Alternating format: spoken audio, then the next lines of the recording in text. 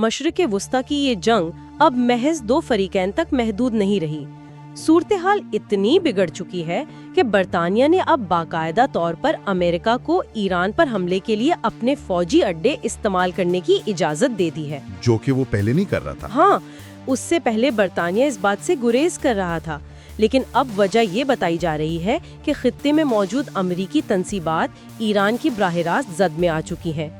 बज़ाहिर ऐसा लगता है कि अमेरिका को अंदाजा नहीं था कि मामलात इस नहज तक पहुंच जाएंगे, और इसीलिए अब वो बरतानवी बेसिस का सहारा लेना चाहता है। और उसके साथ ही एक और बड़ी खबर भी सामने रखी गई है। कब्रस में मौजूद बरतानवी बेस पर भी ईरान की जानिब से मिसाइल दागे जाने की इत्तलात है। मतलब यूरोप के दरवाजे पर दस्तक दी जा रही है। फ्रांस, जर्मनी और बरतानिया का एक मुश्तरका बयान भी सामने आया है कि वो जरूरत पड़ने पर दिफाई कार्रवाई का हक रखते हैं। दूसरी तरफ चीन और रूस का रद्द-ए-अमल बहुत सख्त है। उन्होंने अमेरिका और इसराइल की शदीद मुज़म्मत की है और ख़ास तौर पर आयतुल्लाह ख़ामेनी की शहादत पर भरपूर आवाज़ उठाई है, जिनकी उम्र इस तज्ज़िये के मुताबिक 86 साल बताई गई है। जी, और इधर लबनान से भी हिजबुल्लाह ने इसराइल पर कम से कम 6 मिसाइल दाग दिए हैं।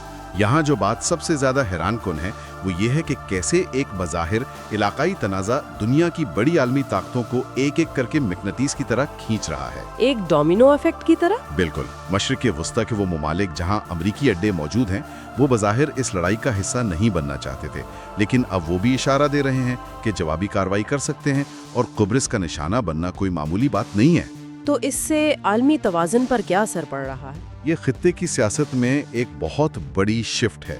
रूस और चीन का इतनी सराहत के साथ सिफारती महाज पर आना और हिजबुल्लाह का मुतहर्रिक होना जाहिर करता है कि पुराना तवाज़ुन बहुत तेजी से बिखर रहा है। यहाँ आकर बात वाकई बहुत दिलचस्प हो जाती है, खास तौर पर जब हम अस्करी टेक्निक और नई टेक्नोलॉजी को देखते हैं। इस ट्रांसक्रिप्ट में बताया गया है कि ईरान सिर्फ इसराइल को हदफ नहीं बना रहा, बल्कि कतर, मुत्तहदा अरब अमारात, बहरीन, उर्दन और इराक में मौजूद अमरीकी अड्डों पर भी हमले कर रहा है। मिसाइलों की बाकायदा बारिश की जा रही है। जी, और हैरान अंगेज तौर पर कुछ ऐसी जदीद टेक्नोलॉजी या शायद हाइपरसोनिक तर्ज के मिसाइल इस्तेमाल किए जा रहे हैं जो रेडार पर नजर ही नहीं आते। उनके आने की कोई पेशगी इत्तला नहीं मिलती, बस अचानक धमाके की आवाज आती है। रफ्तार इतनी तेज है कि वो किसी भी दिफाई निजाम की पकड़ में आने से पहले ही तबाही मचा देते हैं। ये अस्करी टेक्नोलॉजी का पहलू मुस्तकबिल की जंगों का नक्शा बदल रहा है।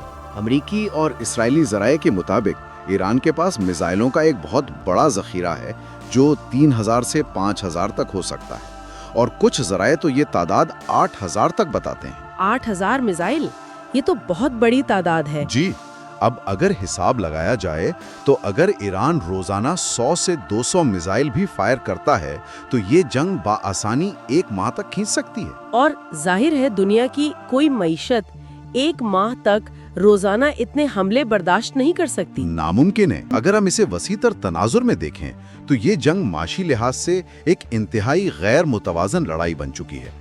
पेट्रियट मिसाइल सिस्टम का जो डेटा सामने आया है वो आंखें खोल देने वाला है। एक मिसाइल कितना महंगा पड़ता है? एक पेट्रियट मिसाइल तकरीबन $250 मिलियन यानी $7,50,000 का है। अब तसव्वुर करें कि रात के अंधेरे में 50 या 100 सस्ते ड्रोन्स हमलावर होते हैं, तो इनको रोकने के लिए हर बार करोड़ों रुपए हवा में उड़ाने पड़ते हैं। बिल्कुल। माजी में अमेरिका बड़ी जंगों में हमलावर पोजीशन में था, लेकिन अब उसे अपने अड्डों को बचाने के लिए ये महंगे मिसाइल फायर करने पड़ रहे हैं, जो इस पर बहुत बुरा माशी दबाव डाल रहा है। और इस माशी जल्जले के झटके सिर्फ अमेरिका तक तो महदूद नहीं है। खुलीजी ममालिक की मईशत भी इस वक्त एक इंतहाई नाजुक मोड़ पर है। कहा जा रहा है कि इस अस्करी कार्रवाई का बड़ा हदफ ईरान के अंदर रेजीम चेंज यानी हुकूमत की तब्दीली की राह हमवार करना है। डोनाल्ड ट्रंप ईरानी अवाम और फौज से अपीलें कर रहे हैं कि वो निजाम के खिलाफ खड़े हो जाएं। और मोसाद और हैकर्स के जरिए प्रोपेगेंडा भी हो रहा है। जी, तो क्या महज बयानात और साइबर हमलों से निजाम गिराया जा सकता है? जमीनी हकायक इसके बरक्स हैं। अस्करी तारीख बताती है कि ग्राउंड फोर्सेस को उतारे बगैर हुकूमत की तब्दीली नामुमकिन है, जैसे अफगानिस्तान की मिसाल दी गई है। बिल्कुल। 9/11 के बाद अमेरिका को फिजाई हमलों से कामयाबी नहीं मिली थी। उन्हें काबुल में हुकूमत बदलने के लिए जमीन पर फौज उतारना पड़ी थी।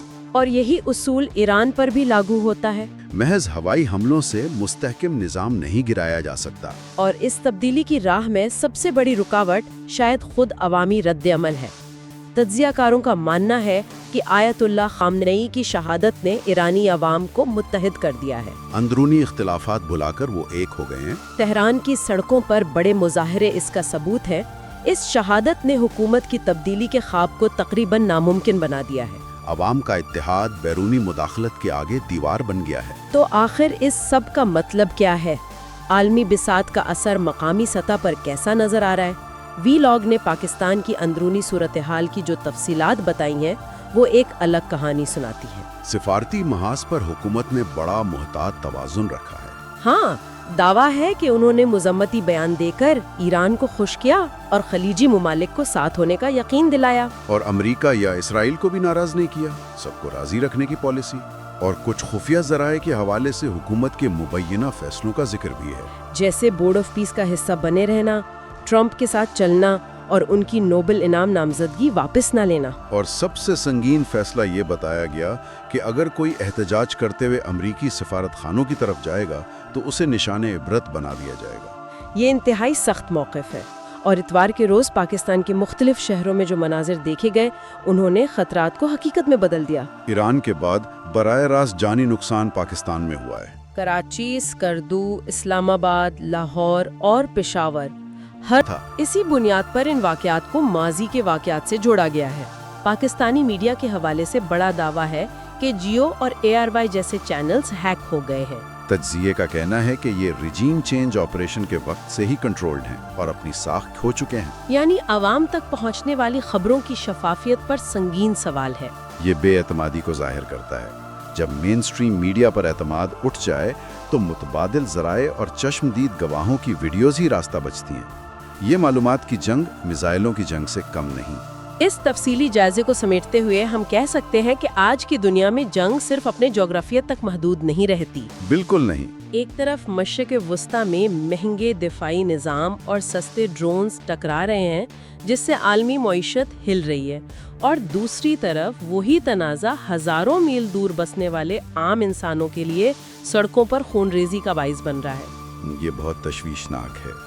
सुनने वालों के लिए इस सूरत हाल का इदराक इसलिए अहम है ताकि वो जान सकें कि बैनुल अक़वामी सियासत, सिफारती मजबूरियाँ, मुआशी मफादात और हमारे अपने शहरों का अमन व अमान किस तरह एक नज़र ना आने वाली डोर से बंधे हैं। इससे एक बहुत अहम सवाल जन्म लेता है। जी, क्या सवाल है? हमने देखा कि कैसे पेट्रियट मिसाइलों और सस्ते ड्रोन्स की जंग आलमी ताकतों को माशी तौर पर निचोड़ रही है और बैरूनी तनाज़ुआत किसी भी मुल्क के अंदरूनी अदम इस्तेहकाम को हवा देकर पुरअमन शहरों को खूनालूद कर सकते हैं। बिल्कुल ऐसा ही है।